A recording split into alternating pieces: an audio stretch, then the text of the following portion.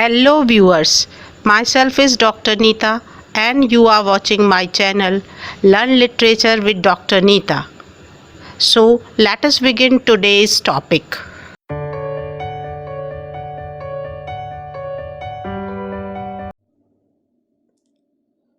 So today we would learn about stanza forms. Students, मैंने अपनी teaching के दौरान देखा कि ये स्टेंजा फॉर्म्स आपको बहुत समय तक कंफ्यूज और परेशान किए रहती हैं। तो ये वीडियो इसी उद्देश्य से कि आप स्टेंजा फॉर्म्स को अलग अलग आइडेंटिफाई कर सकें। तो स्टेंजा फॉर्म जानने से पहले जानते हैं कि स्टेंजा क्या होता है। The word stanza is derived from the Italian word stanza which means A room और ए स्टेशन और ए स्टॉपिंग प्लेस। इटालियन वर्ड से लिया गया है और उस इटालियन वर्ड के मीनिंग होते हैं ए रूम, ए स्टेशन और ए स्टॉपिंग प्लेस। तो प्रश्न ये उठता है कि रूम और स्टेशन जैसे वर्ड्स को पोइट्री के साथ क्यों यूज़ किया गया। उसे समझाने के लिए एक US famous poet Billy Collins ने समझाया। क्या you are taking the reader on a tour of the poem room by room like taking someone through your house and describing it. उन्होंने कहा कि जैसे आपके घर कोई आता है और आप अपने घर को हर कमरे में उसे घुमा घुमा के घर को विजिट कराते हैं, इसी तरीके से एक पोइट अपनी कविता में स्टेंजा बाय स्टेंजा आपको पूरी कविता की विजिट कराता है। और हर रूम का घर में एक विशिष्ट प्लेस होता है, उसी तरीके से हर स्टेंजा का अपना पोइट्री में एक महत्व होता है। तो stanza is a group of lines arrange together in A repeated pattern forming a part of the poem. इस तरीके से एक ग्रुप ऑफ लाइन है स्टेंजा और रिपीटेड पैटर्न में होता है, मतलब सेम पैटर्न फॉलो किया जाता है लगभग सभी स्टेंजा में और इस तरीके से पूरी पोएम बन जाती है। अब समझते हैं स्टेंजा फॉर्म के बारे में।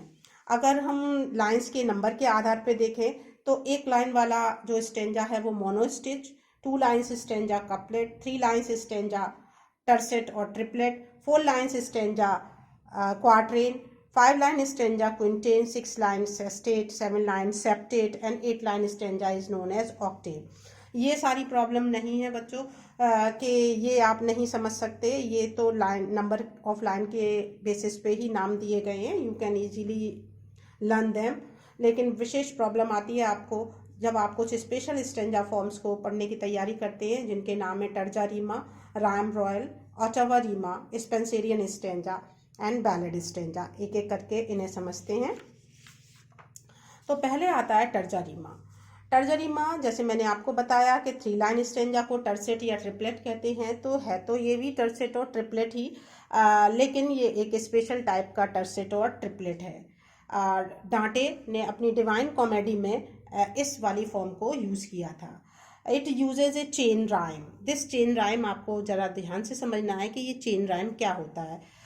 इसके जानने के लिए आप चेन को समझिए। चेन एक लंबी सी कड़ियों की जुड़ी हुई चीज़ होती है जिसमें एक कड़ी में से दूसरी कड़ी आपस में जुड़ी रहती है। इस तरीके से चेन बनती है, एक से दूसरी, दूसरे से तीसरी जुड़ी रहती है, लंबी बन हो जाती है। तो ये जो पोएम्स होती हैं जिसमें टर्जा रीमा होता है उसमें एक स्टेंजा दूसरे से जुड़ा हुआ रहता है on the basis of the rhyme scheme. So try to understand the second line of each stanza rhymes with the first and third line of the next stanza। तो कड़ी कैसे बनती है यहाँ देखते हैं। हमने ये एग्जाम्पल लिया है पीवी शैली की ओड टू वेस्ट विंड से। तो देखिए पहली लाइन का जो राइमिंग वर्ड है वो बीइंग है, हमने यहाँ ए लिख दिया। थर्ड लाइन का वर्ड फ्लीइंग है, यहाँ पे भी ए लिख दिया। सेकेंड लाइन का वर्ड डेड है, यहाँ हमने बी लिख दिया क्योंकि वो इससे और इससे राइम नहीं कर रहा है। अब हम नेक्स्ट स्टेंजा देखते हैं। नेक्स्ट स्टेंजा का फर्स्ट वर्ड आता है रेड। डैड जो है वो रेड से राइम कर रहा है, बोल के देखिए dad red, dad red. Dad is rhyming with red and it is also rhyming with bad. It means पहले स्टेंजा की सेकेंड लाइन का राइमिंग वर्ड दूसरे स्टेंजा की फर्स्ट लाइन के राइमिंग वर्ड और थर्ड लाइन के राइमिंग वर्ड से chain बना रहा है। अलग अलग नहीं है स्टेंजाज, बल्कि उनकी राइमिंग स्कीम दूसरे स्टेंजा में ट्रांसफर हो रही है। अब अगर यहाँ तीसरा स्टेंजा भी होता तो आप देखते हैं कि इसकी सेकेंड लाइन तीसरे की फर्स्ट और थर्ड लाइन से राइम कर रही हैं, और इसी तरीके से लास्ट तक का प्रोसेस चलता रहता है। तो इस तरीके के स्टेंजा को, जिसमें चेन राइम होती है, हम टर्जा रीमा कहते हैं। स्टेंजा 3 लाइन्स का ही होता है। नाउ राइम रॉयल, ये 7 लाइन का स्टेंजा है। वैसे सेप्टेट कहते हैं उसे, लेकिन ये स्पेशल टाइप का सेप्टेट है जिसमें आयम्बिक पेंटामीटर होती है और rhyme scheme A B B C C. It is called rhyme royal because King James first of Scotland ने इसे यूज़ किया, और क्योंकि किंग ने यूज़ किया इसीलिए इसके साथ रॉयल वर्ड लग गया। ऐसा नहीं है कि किंग जेम्स इसे यूज़ करने वाले पहले व्यक्ति थे, इससे पहले भी चौसर ने इसे अपनी फेमस पोएम ट्रायलस एंड क्रेसिड में यूज़ कर रखा है।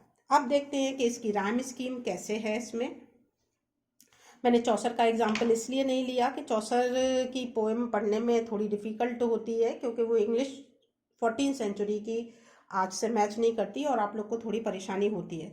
I have taken the example from William Wordsworth dissolution and independence, और उन्होंने इसमें राइम रॉयल का ही यूज़ किया है। सो देखते हैं राइम स्कीम इसकी। सो फर्स्ट लाइन का rhyming word doors, which is rhyming with third lines moods, then we have put A. Birth, second line is rhyming with mirth, also rhyming with earth. Then B.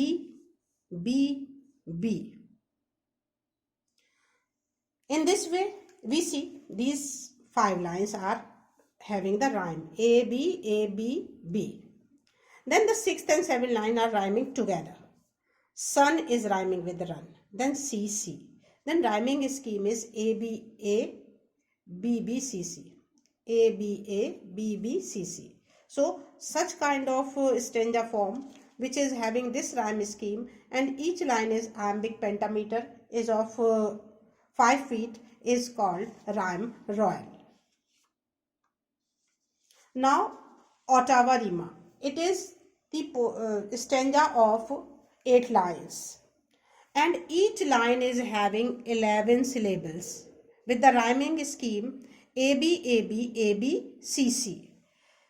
It was first used by Italian poet Boccaccio, and it was made popular in English poetry by Lord Byron. Now see the rhyme scheme of this poem. See, the first line rhyme word is time, we have put A. Second line's rhyming word is serious, we have put B. Time is rhyming with crime, time, crime, A. Serious, deleterious, then B. Sublime, time, crime, sublime, A. All are rhyming together, time, crime, sublime, and serious, deleterious, us, B. And the 7th and 8th line are rhyming together, solemn and calm. This is the example from Lord Byron's Don Juan, a famous poem. And the final rhyme scheme is, look at both sides, A, B, C. Such kind of rhyme scheme, and each line of 11 syllable is called Ottawa Rima. Now the Spenserian stanza. It is the stanza of 9 lines. Edmund Spenser used it in his famous poem The Fairy Queen. It has 9 lines and rhyme scheme is A, B, C. And one thing particular about this stanza is that these 8 lines are in pentameter. They are in pentameter, means 5 feet. While the last line is of 6 feet and it is called Alexandrine. This is very specific and you should keep in mind, this is known as Alexandrine. Now come to the rhyme scheme. This plane is rhyming with remain. Then we have put A. दोनों के सामने A लिख दिया. Shield is rhyming with wield, is rhyming with wield, is rhyming with yield. Shield, field, wheeled, yield, इन सब के आगे हमने बी बी बी बी लिख दिया. Now bit, sit, fit, they are having different rhyme than C, C, C. So the final rhyme scheme, C at both the places, A, B, A, B, B, C, B, C, C. So such kind of stanza which is having 9 lines, having this rhyme scheme and having 8 lines in iambic pentameter and the 9th line Alexandrine is called a Spenserian stanza. And now come to the ballad stanza. It is a little bit easier and it is also called the Chevy Chase stanza, and the rhyme scheme is ABCB. It means second line is rhyming with the fourth. It may sometimes AB, AB also. The first and third line, they are in iambic tetrameter, 4 feet. And second and fourth, they are of 3 feet. And in ballad, such kind of stanza is used. And I have taken the example of John Keats' famous ballad, La Ballade d'Absence Mercy. So, in ballads, this kind of arrangement is made in which the rhyme scheme is ABCD and first and third lines are in tetrameter while second and fourth line are in trimeter. So, thank you for patience listening.